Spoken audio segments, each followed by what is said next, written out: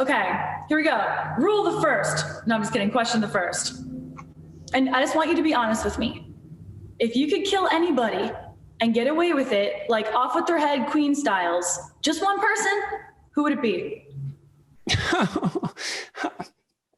I don't think I can answer that question. You mean in my darkest fantasies? I won't tell anybody.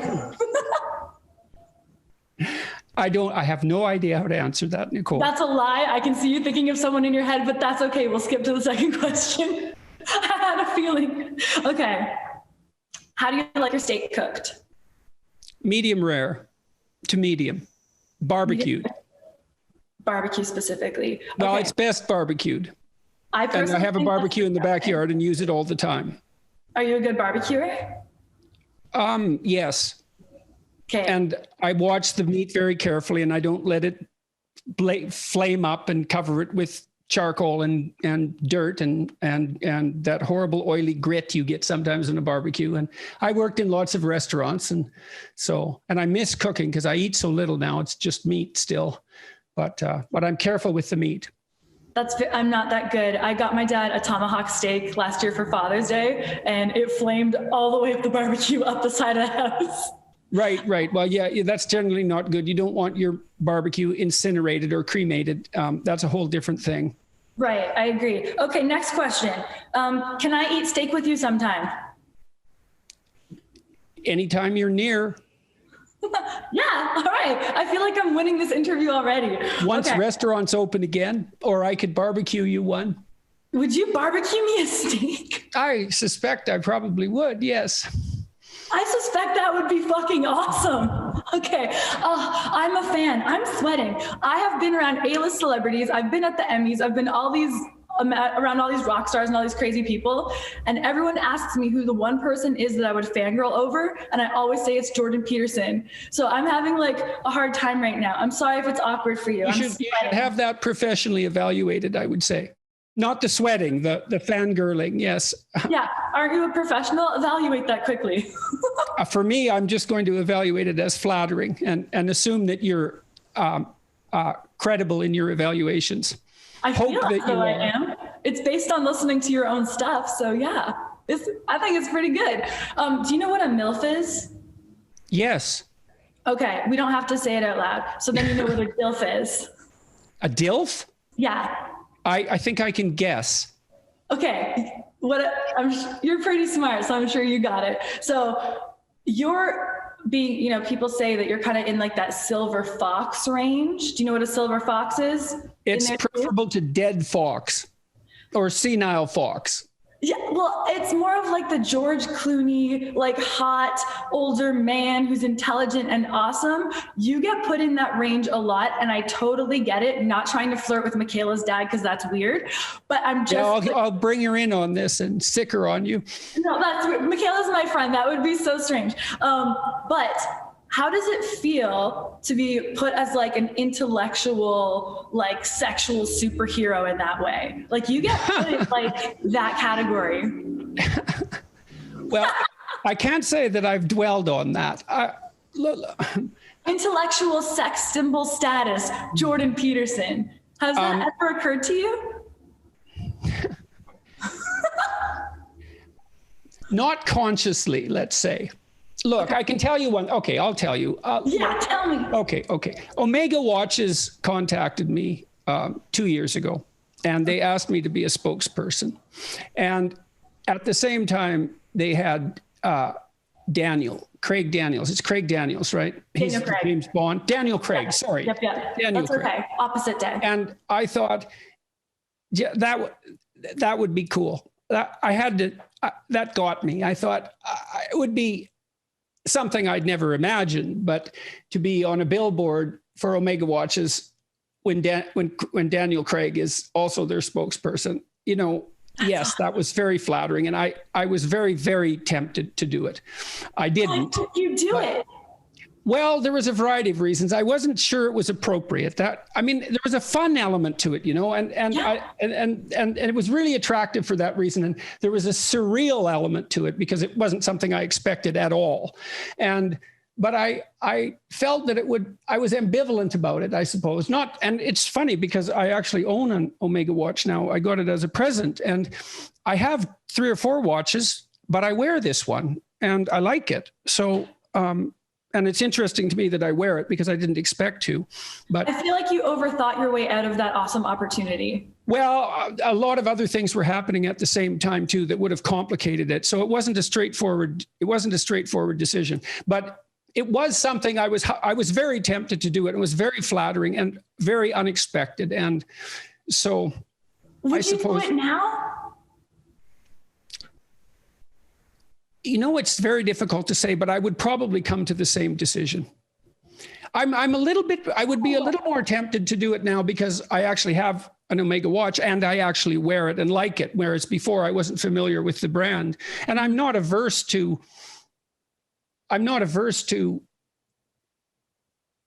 capitalistic enterprises, let's say. Yeah, but hence the best-selling books. Yeah, well, but I also have to be, I strive to be very careful in what I do. And so that, you know, I was talking to Stephen Fry yesterday, and he's an extraordinarily admirable person in every regard. And he's done all sorts of advertisements. It worked out fine for him. Mm-hmm. And I don't have anything against it per se from a moral perspective, but in the position that I'm in, as much as I can understand that position, I have to be very careful with what I do. And so if I'm doubtful, I tend to say no. That's smart. When in doubt, leave it out. That's what I try and stay with as well, just for a general life rule. If I was writing my own 12 rules, when in doubt, leave it out. However, I firmly believe that we need more intellectual rock stars. We have a-holes up on billboards selling whatever. We need some people to look at, that younger generations can look at and be like, that's a badass. I want to be like them. I want to get that watch like them. They're intelligent. They have good moral values. They've come through hardships. That's what I think you could exemplify. So maybe think about it again. You know, I don't work for Omega. You're sure about that, eh? Yeah, I don't work for them, but I'm just saying we do need some more badass people to look up to that. You know, if you were on the front cover of People Magazine's sexiest man of the year, and it's because you're smart and do intelligent things and share wisdom, I think that's fucking badass. So might be a different way to look at things. Just saying. Yeah. I'm listening very carefully. Good. I'm glad I taught you a thing, Jordan. Okay.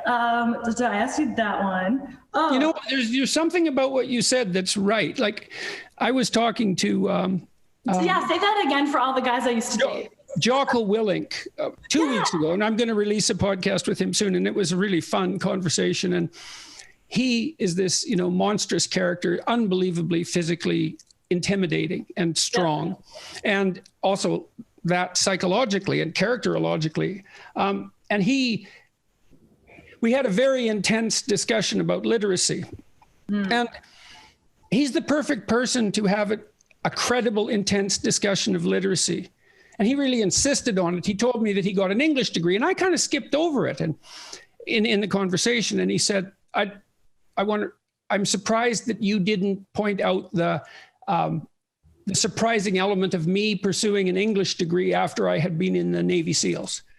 And so we went down that particular road. And then he made this incredibly powerful, aggressive case for the value of literacy. And it was extremely useful. And he isn't the sort of person that you see doing that. And when you see someone like that doing that, it's really powerful. Exactly. So in my perfect world, there would be Jockos and Jordans.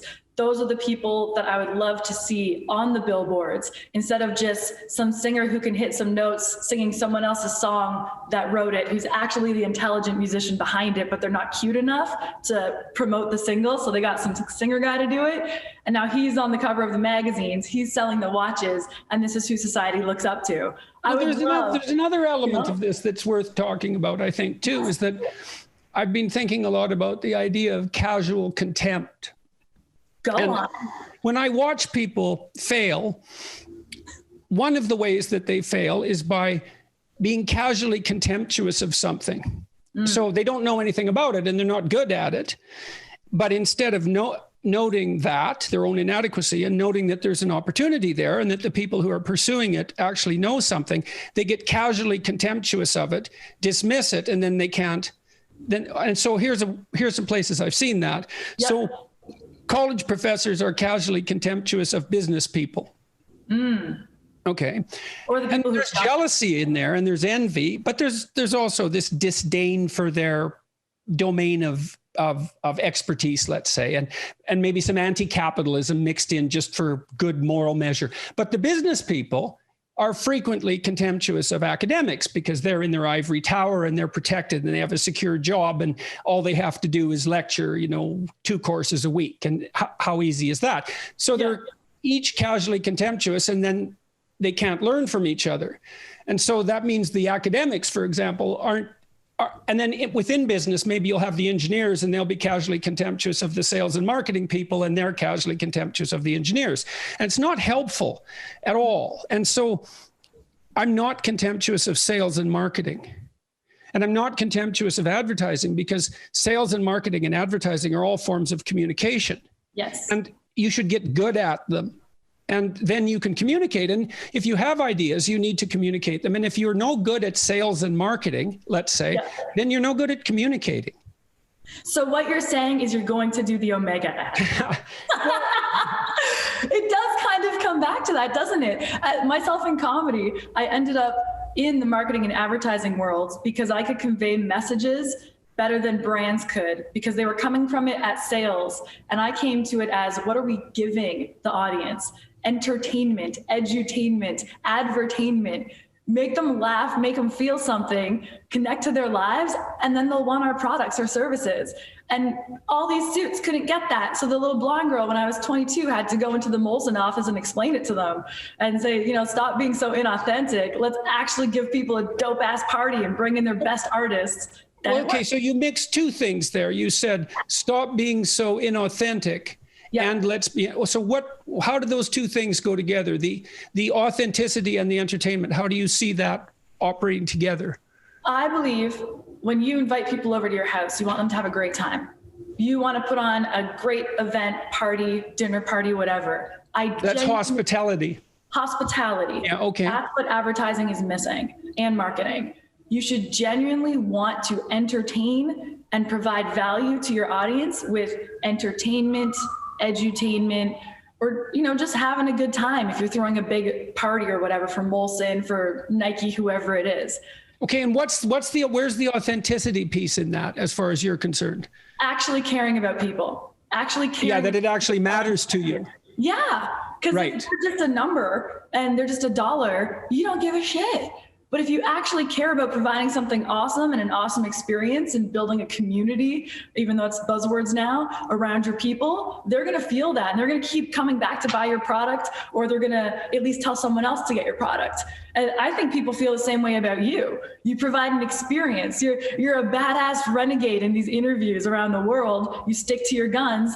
That's an experience for us. You give us edutainment, not just the facts. I'm entertained when I see you go against someone that I know can't possibly touch you. It's really fun to watch. And then, Do you have any idea why it's entertaining? Because you pick a team. I'd say for you, it's entertaining because I pick a team, and I picked your team because I saw you as sense versus the growing nonsense. So if I could buy jerseys with Peterson on the back and Musk, I would, but they don't sell those and I'm not that into sports. So instead, I promote your book. I tell my fans to follow you. I love Elon Musk and I promote him. Well, we have a merchandise section, and this is why it came about. Yeah, it's on my YouTube channel, and I've been ambivalent about it too, but I'm not. And what happened was that as my popularity or notoriety or reprehensibility grew, I think they all go together. Well, apparently they do. As that expanded, people started offering merchandise all over the place, T-shirts and stickers for your computer and posters, and a lot of it was very creative and original, and there was a lot of it. And I thought at one point, well, there's obviously a demand for this. And so then you ask yourself, well, when you're trying to communicate with people and you note there's a demand, what's the appropriate thing to do? And you might say, and this is a question worth asking, well, that's not the manner in which you've chosen to communicate, and that's not your bailiwick, and stay out of it. And don't cheapen the message and don't sell out and all of that buzzword. Those are all cliches, those. Though like all cliches, they carry a kernel of truth. It's something to watch for. So we set up a merchandise end, which my son runs. And partly that was also an experiment because I'm always curious about how things work. And so we thought, well, let's do this and see what happens. And we have posters and mugs and tights with lobsters on them. And that's so funny. It's also funny. There's an element of foolishness about it. There has to. And that's the place where the ideas meet the popular culture. But nothing bad has come of that. And I've left the merchandisers who aren't me alone. Like, I think if you can take something that I've done and you can figure out how to package it and you make a certain amount of money on that, and you're not twisting what I'm doing and you're not bending it and exploiting it, that's fine. Go right ahead. And I don't see any problem with that at all. In fact, I'd wear a Peterson jersey. I would.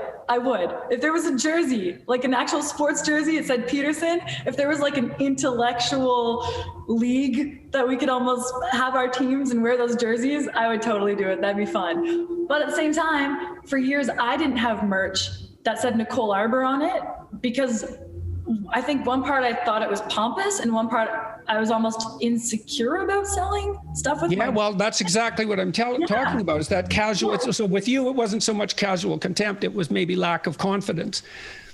I was like, who wants to put my name on their body? It turns out a lot of people. That's interesting. And so what do you think about that? You've obviously decided to do it. And why did you think that was either okay or desirable? And how did you settle your moral qualms?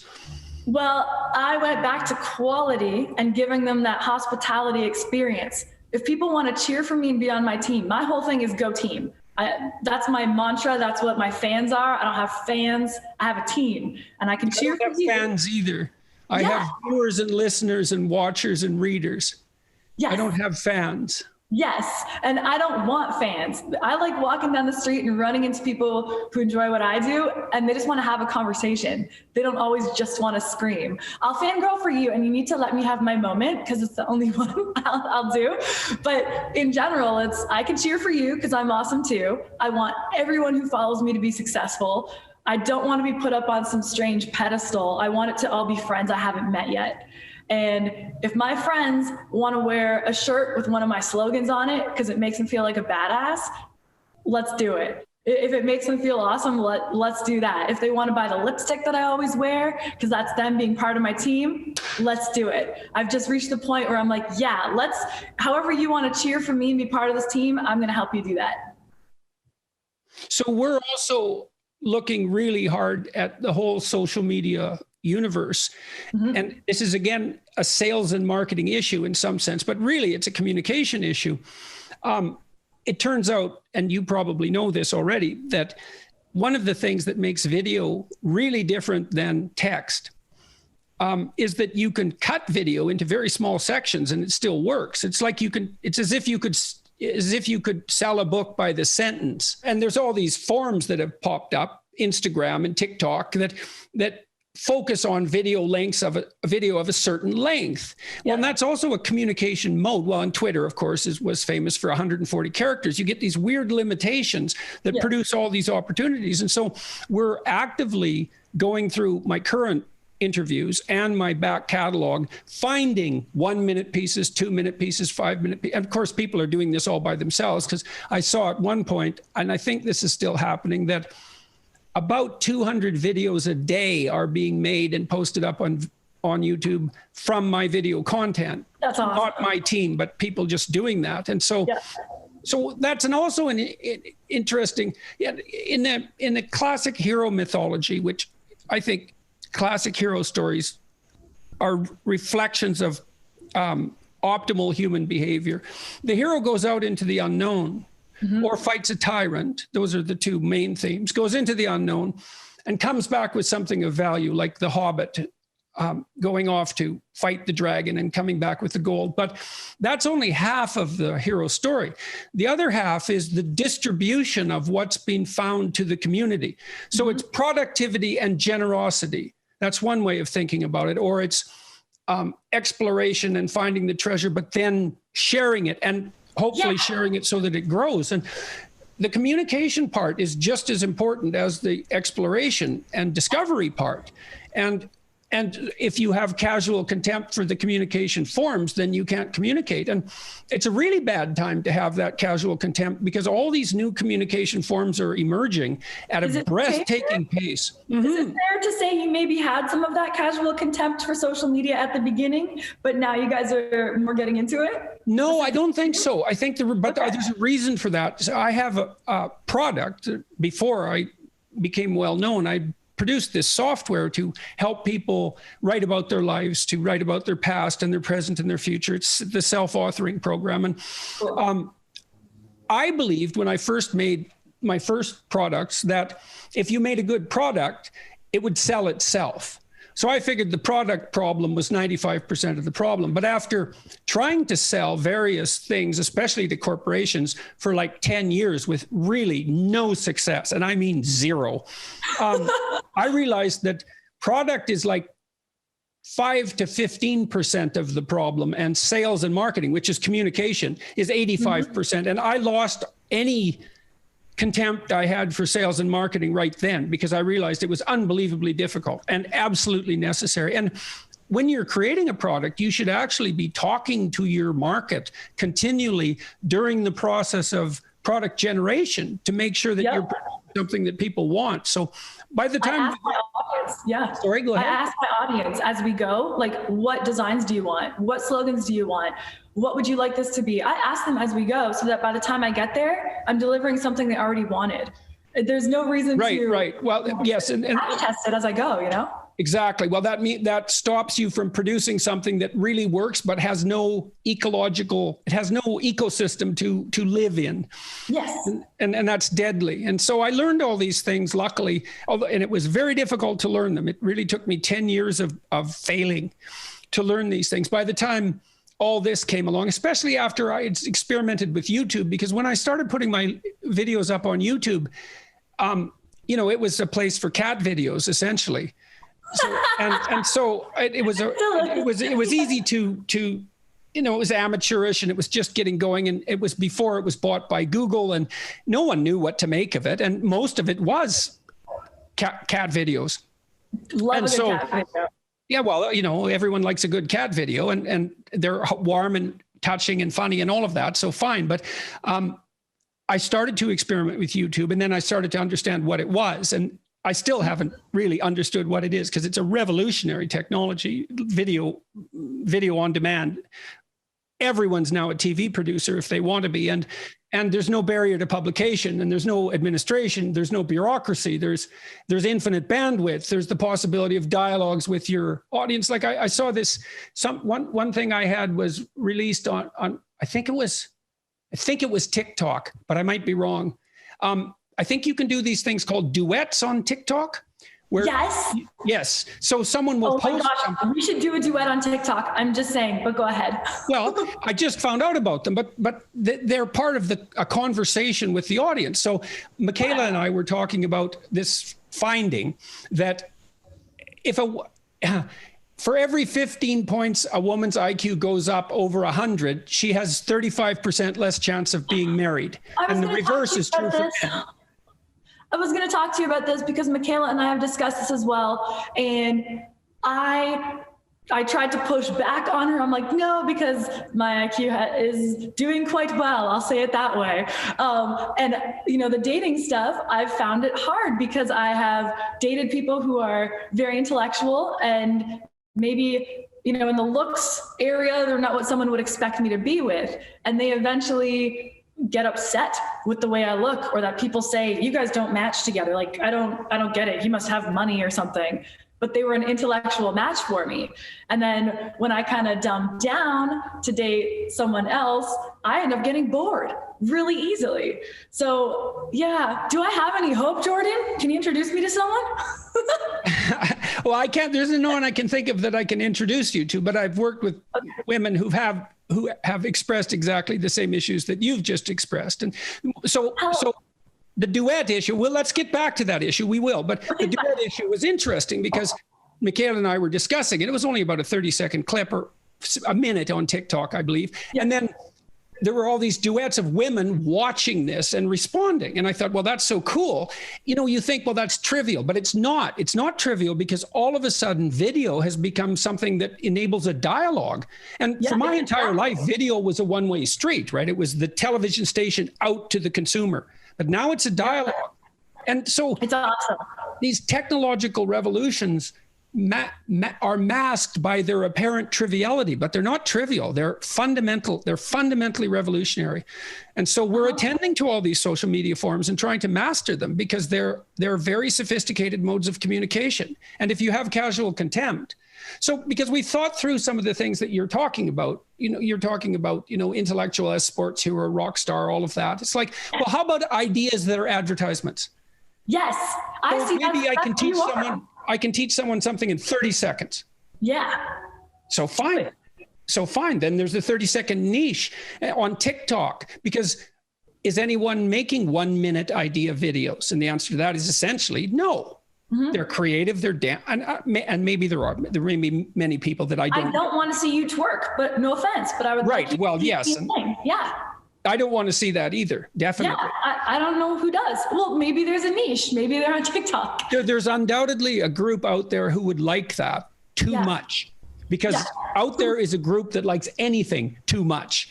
Let's not service them. That's why I never have bare feet in any of my photo shoots, or I try not to, because too many people have asked me for feet photos over the years that I think it's a little strange. I don't want to give that to them. Mm-hmm. I know that sounds wise to me. That might be something you don't want to cater to. Thank you. Okay, I would love to fly through a couple of these quick questions so I have it to clip together, and then circle back to the question about the dating stuff. Sure. You good? All right, so this is a fun one for me. I've noticed that angry, unmarried, ugly women don't like you and write cruel articles of fiction about you. There's not really a question. I just wanted to say it out loud for you. Oh, God. Okay. Okay, that's all. Okay, next one. I think that shocked me so badly that you might have to repeat it just so that I'm sure that I got it. Anyways. Okay, no problem. I will say it again. I've noticed that angry, unmarried, ugly women don't like you and write cruel articles of fiction. I just wanted you to know that. I noticed it. That's not even a question. But I would like you to know that if you want me to fight someone for you, I'll do it. I'm pretty good. That also might be an audience that you don't want to cater to. Fighting on behalf of Jordan Peterson. I was thinking more about the fight video itself. Oh, yeah, I don't want to do that. But I just wanted you to know that I noticed what kind of people consistently write hateful articles about you. I wouldn't want to be their friend anyway, so don't worry.